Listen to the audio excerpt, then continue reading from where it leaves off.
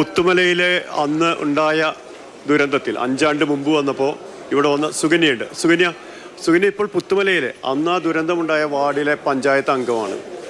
ഇപ്പോൾ ബിജു പറഞ്ഞില്ലേ മെഹനയുടെ കാര്യം, മെഹന മറിയം. ആ കുട്ടിയെ കോരിയെടുത്ത് ആശുപത്രിയിലേക്ക് എത്തിച്ച ആളുകളിൽ ഒരാൾ ഈ നിൽക്കുന്ന സുകന്യയാണ്.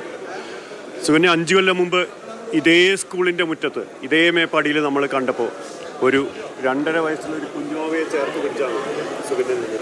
അതെ, ഇന്ന് എന്നോട് അമ്പിളി ചേച്ചി പറഞ്ഞു, സുകന്യ പറഞ്ഞു, ചേച്ചി നമുക്ക് ഇപ്പോൾ പ്രാണൻ കിട്ടിയല്ലോ, ഇനി നോക്കാം എന്ന് പറഞ്ഞത്.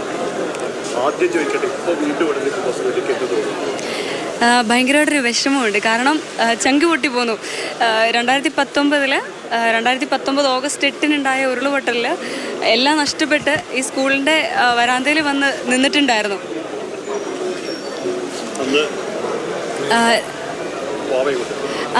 അന്ന് കുഞ്ഞു വാവേനയും കൊണ്ടായിരുന്നു ഈ ക്യാമ്പിൽ വന്ന് നിന്നേ.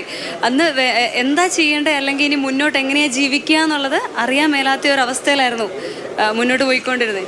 പക്ഷേ അവിടെ നിന്നെല്ലാം മാറി ഒരു വീടായി. വാർഡിലെ പഞ്ചായത്ത് അംഗമാണ്. അതെ, വരും മുമ്പ് ഇപ്പോൾ സുകന്യ രാത്രി അവിടെ നിന്ന് എടുത്ത് ഓടുന്നു. സുകന്യ ഭർത്താവ് കൂടി അവിടേക്ക് ഓടിപ്പോകുന്നു, ഒരുപാട് പേരെ രക്ഷിക്കുന്നു.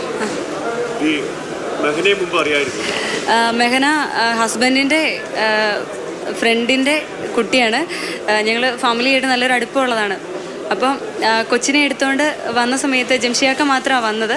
ആ സമയത്ത് കുട്ടിയുടെ അമ്മ കൂടെ ഉണ്ടായില്ല. അപ്പം ഞാൻ പറഞ്ഞു ഞാനും കൂടെ വരാമെന്ന് പറഞ്ഞു. ആ സമയത്ത് ആളുടെ മുറിവ് ഗുരുതരമല്ല എന്നാണ് അവരെല്ലാം പറഞ്ഞത്. ജസ്റ്റ് ഒന്ന് ഡ്രസ്സ് ചെയ്യാൻ വേണ്ടി മാത്രമേ ഉണ്ടായുള്ളൂ എന്ന് പറഞ്ഞു. പക്ഷേ എൻ്റെ ഒരു പിടിവാശിയുടെ പുറത്താണ് ഞാൻ ശരിക്കും പറഞ്ഞാൽ ആംബുലൻസിൽ കയറി പോയത്. അവിടെ ചെന്ന് കുട്ടിയുടെ കൂടെ എല്ലാ സമയത്തും ഞാൻ കൂടെ ഉണ്ടായിരുന്നു. പക്ഷേ CT സ്കാനിന് കയറാൻ വേണ്ടിയിട്ട് മുടിയെല്ലാം മുറിച്ചു, അതുപോലെ തന്നെ തലയിലെ മുറിവെല്ലാം മാറ്റി എല്ലാം കഴിഞ്ഞിട്ട് CT സ്കാനിന് കയറ്റി തിരിച്ചിറക്കിയപ്പോൾ അവർ പറഞ്ഞു വയറിൻ്റെ ഒരു സ്കാൻ ചെയ്യാനുണ്ട് എന്ന് പറഞ്ഞു. ആ സ്കാനിങ്ങിന് കയറ്റിയിട്ട് ഉടുപ്പിങ്ങനെ പൊക്കിയ സമയത്താണ് കണ്ടത് വയറിൻ്റെ സൈഡിലൊരു തുളയും ഉണ്ടായിരുന്നു, അതുപോലെ തന്നെ നല്ലൊരു വലിയ മുറിവും.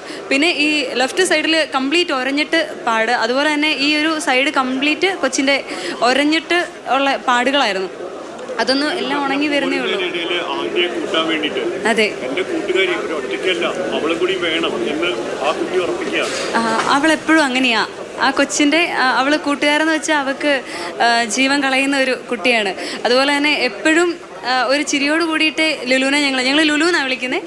ലുലുപ്പിനെ എപ്പോഴും ഒരു ചിരിയോട് കൂടിയിട്ട് നമ്മളെല്ലാവരും കാണുകയുള്ളൂ. അതായത് മറ്റൊരാൾക്ക് സഹായം ചെയ്യാനോ അല്ലെങ്കിൽ അവരുടെ കൂടെ നിൽക്കാനൊക്കെ ലുലുപ്പി ഇപ്പോഴേ പ്രാപ്തയാണ്. പുത്തുമലയുടെ ഒരു വിക്ടിമാണ് സുകന്യ.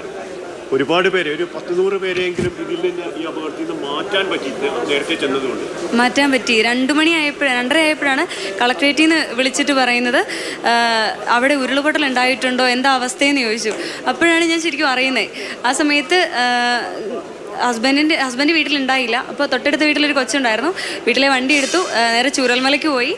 അവിടെ ചെന്ന സമയത്ത് ഇങ്ങനെ മൊത്തത്തിൽ ഉരുൾ പൊട്ടിയിട്ട് എല്ലാം ചെളിയിൽ കുളിച്ചിട്ടൊക്കെ എണീറ്റ് ഓടി വരുന്ന ആളുകളായിരുന്നു. അപ്പോൾ ആ സമയത്ത് കുറേ സമയം ഞാൻ അവിടെ കൂടെ നിന്നു. അതുപോലെ തന്നെ അവിടെ നിൽക്കുന്ന സമയത്ത് തന്നെയാണ് ബാക്കിയുള്ളവർ പറയുന്നത് രണ്ടാമത്തെ ഉരുൾ പൊട്ടി വരുന്നുണ്ട്, ഓടിക്കുമെന്ന് പറഞ്ഞിട്ട്. അവിടുന്ന് പിന്നെ കുറേ ദൂരം മുന്നോട്ട് ഓടി മാറി കുറച്ച് നേരം അവിടെ വെയിറ്റ് ചെയ്തിട്ട് പിന്നെയും തിരിച്ചു വന്നു. അപ്പോഴത്തേക്കും കുറേ അധികം പേര്, അതായത് പുത്തുമലയിൽ 17 പേരായിരുന്നു ഉരുളുപൊട്ടി മരണപ്പെട്ടത്. പക്ഷേ ഇന്ന് എന്ന് വെച്ചിട്ടുണ്ടെങ്കിൽ 10-200 മേലെ മരണം നടന്നു. അതും മാധു ഒറ്റ കാര്യം കൂടി, സുകന്യ പോകുന്നതിന് മുമ്പ് ഞാൻ ഒരു കാര്യം കൂടി മാധുവിനോട് പറയാം. മാധു നേരത്തെ ചോദിച്ചില്ലേ ബിജുവിനോട്, നമുക്ക് പ്രതീക്ഷയോടെ ഇനിയും മുന്നോട്ട് പോകണ്ടേ, നമുക്ക് ജീവിതം തുടരണ്ടേ, ആശങ്കകളെ മറികടക്കണ്ടേ? അതിനൊക്കെ പോകുമ്പോൾ മാധു ഒറ്റ കാര്യം സുകന്യയ്ക്ക് പറയും. കാരണം പുത്തുമലയുടെ വിക്ടിമാണ് സുകന്യ. നമ്മൾ ഇപ്പോഴും സുകന്യയ്ക്ക് ഒരു വീട് എന്ന വിധത്തിൽ ആ വീടില് വിക്ടിംസിന്റെ ഒന്നും ആയിട്ടില്ല. ആ ഇപ്പം പറയുമ്പോൾ സുകന്യയ്ക്ക് ആദ്യം പുനരധിവാസം പൂർണ്ണമായിട്ടും സാധ്യമായിട്ടില്ല. ഇനിയും ആളുകൾ പുറത്തുണ്ട്. അതുപോലെ തന്നെ നമ്മുടെ പൂത്തക്കൊല്ലിയിലും അതുപോലെ തന്നെ കുറച്ച് പേര് 10 ലക്ഷം മേടിച്ചു പോയ ആളുകൾ മാത്രമേ സേഫ് ആയിട്ടുള്ളൂ. ബാക്കിയുള്ളവരെ സ്ഥലം പോയ ആളുകളെ ഒന്നും ഗവൺമെന്റ് ഒരു തരത്തിലും പരിഗണിച്ചിട്ടില്ല, ഒന്നും തന്നെ ചെയ്തു കൊടുത്തിട്ടില്ല അവർക്ക്. പുത്തുമല സ്ഥലം പോയ ആളുകൾക്കൊന്നും തന്നെ കൊടുക്കാൻ നിർവാഹമില്ലെന്ന് അന്നേ പറഞ്ഞിരുന്നു. അതുകൊണ്ട് തന്നെ അവർക്ക് ഒന്നും തന്നെ ചെയ്തു കൊടുത്തിട്ടില്ല. സുകന്യയുടെ വീടിന് തന്നെ ലോണൊന്നും എഴുതിത്തള്ള, കാർഷിക കടങ്ങൾ എഴുതിത്തള്ളാത്തത് കൊണ്ട് നിങ്ങളെപ്പോലുള്ളവർ തന്നെ ഒരുപാട് പ്രതിസന്ധിയിലായി. നമുക്ക് ഇതിൻ്റെ എന്താ വെച്ചാൽ ഗ്രാമീൺ ബാങ്കിലായിരുന്നു ലോൺ ഉണ്ടായിരുന്നത്. ആ ലോണ് നമുക്ക് എഴുതി തള്ളിയിട്ടില്ല. കാർഷിക ലോണാണ്, അത് എഴുതി തള്ളിയിട്ടില്ല. ഇപ്പോഴും നമ്മൾ എല്ലാ വർഷവും ഈ ഇതിൻ്റെ എമൗണ്ട് പലിശ അടച്ചുകൊണ്ടിരിക്കുകയാണ്. അതുപോലെ തന്നെ ഓരോ വർഷവും നമുക്കൊരു എമൗണ്ട് നമുക്ക് ലാഭം കിട്ടും എന്നുള്ള പ്രതീക്ഷയിലാണ് നമ്മൾ ഓരോ തവണയും കൃഷി ഇറക്കുന്നത്. ആ സമയത്ത് അതേപോലെയുള്ള മനുഷ്യരാണ് ഇപ്പോൾ ഇവിടെയുള്ളത്. അതെ, പക്ഷേ ഇത് ശരിക്കും പറഞ്ഞിട്ടുണ്ടെങ്കിൽ ചിന്തിക്കാൻ കഴിയുന്നില്ല. കൂടപ്പിറപ്പുകളെ പോലെ കൂടെ നടന്ന് അല്ലെങ്കിൽ തലേ ദിവസം വരെ ഫോൺ കോളിലൂടെ സംസാരിച്ച് ഇല്ലെങ്കിൽ പള്ളിയിലാണെങ്കിലും ഒക്കെ ഒരു സ്വന്തം കൂടപ്പിറപ്പിൻ്റെ സ്ഥാനത്ത് നിന്ന് ആളുകളാണ് ഇന്ന് മണ്ണിനടി കിടക്കുന്നത്. പലരെയും കണ്ടു കിട്ടിയിട്ടില്ല. അതിൻ്റെതായ മാനസികവിഷമം ഭയങ്കരമായിട്ടുണ്ട്. ഇനി ഇപ്പോൾ പുത്തുമലയിൽ നിന്ന് നേരത്തെ പലവട്ടം സുകന്യ പോയിട്ടുള്ള സ്ഥലമാണ് വെള്ളാർമല സ്കൂളാണെങ്കിലും അതിന് മുകളിലേക്ക് പോയിട്ട് പുഞ്ചിരി മട്ടം വരെയുള്ള സ്ഥലങ്ങൾ. ആ പ്രദേശത്തൊക്കെ സുകന്യയ്ക്ക് അറിയാവുന്ന ഒരുപാട് പേര്, സുകന്യ നിരന്തരം ഫോണിലൂടെയും ഒക്കെ ആയിട്ട് സംസാരിച്ചിരുന്ന ഒരുപാട് പേര്, അവരൊക്കെ ഇനിയില്ല. ഒത്തിരി അധികം ആൾക്കാർ ഇന്ന് നഷ്ടപ്പെട്ടു പോയിട്ടുണ്ട്. ശരിക്കും പറഞ്ഞിട്ടുണ്ടെങ്കിൽ ഇന്നിവിടെ നിൽക്കുമ്പോൾ ചങ്ക് തകർന്നിട്ടാണ് നിൽക്കുന്നത്. ഇനി നാളെ നമ്മളുണ്ടോ ഇല്ലയോ എന്നൊന്നും അറിയില്ല. അതായത് മുന്നിലോട്ട് ഒരു പ്രതീക്ഷയില്ലാതെയാണ് നിൽക്കുന്നത്. ഇല്ല, അങ്ങനെ അതായത് ഈ പറയുന്ന ദുരന്തത്തിന്റെ വ്യാപ്തി അറിയാതെയോ ഈ പറയുന്ന ദുരിതങ്ങളുടെയും വേദനകളുടെയും കണക്കറിയാതെയും ഒന്നുമല്ല നമ്മൾ അതിജീവിക്കും എന്ന് ഞാൻ തുടക്കത്തിൽ പറഞ്ഞത്. ശരിയാണ്, ബിജു പറയുന്നുണ്ട് അതിജീവനം എന്ന് പറയുന്നത് അങ്ങനെ എളുപ്പത്തിൽ സാഹിത്യപരമായി പറഞ്ഞു പോകാൻ കഴിയുന്ന ഒന്നല്ല, വലിയ എഫോർട്ട് എടുക്കേണ്ടി വരുമെന്ന് നല്ല തിരിച്ചറിവുണ്ട്.